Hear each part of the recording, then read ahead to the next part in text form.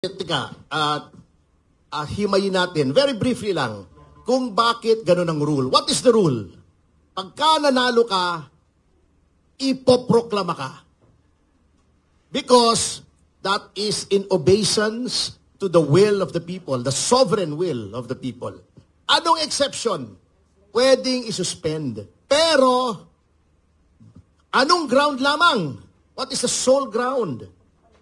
When evidence is strong, bakit mataas ang bar? Bakit mataas ang standard? Because you're dealing with the voice of the people. 2 milyon. Ito, nanalo, majority.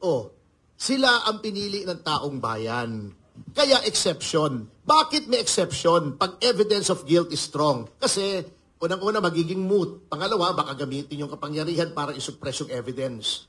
But that is on the assumption that evidence of guilt is strong. You cannot say that evidence of guilt is strong kung walang hinihear.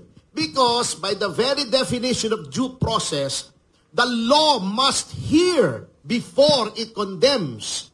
Etong dalawa condemned na without hearing. Worse, without informing them of the basis for the suspension of their respective proclamations.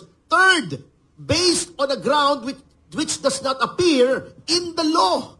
Serious allegation. Wala pong serious allegation. Kahit pagbalik-balik ta rin nyo yung Omnibus Election Code at lahat ng mga circulars, executive orders ng COMELEC, walang serious allegation doon. Evidence of guilt is strong, which must be determined first after a hearing and after considering the facts and the evidence presented by both parties. So, hindi po dapat yon. Kung gusto nila, hinir muna nila. May time pa naman, June 30 pa naman mag-assume yung new term, noon of June 30. Bakit? Precipitately binigil nila yung proklamasyon. Therefore, thwarting the will of the people. Iyon ang sinasabi ko. The COMELEC has ceased to be the implementer of the people's will. It is substituting its discretion for that of the people. Hindi po pwede yun. That's unconstitutional. That is illegal.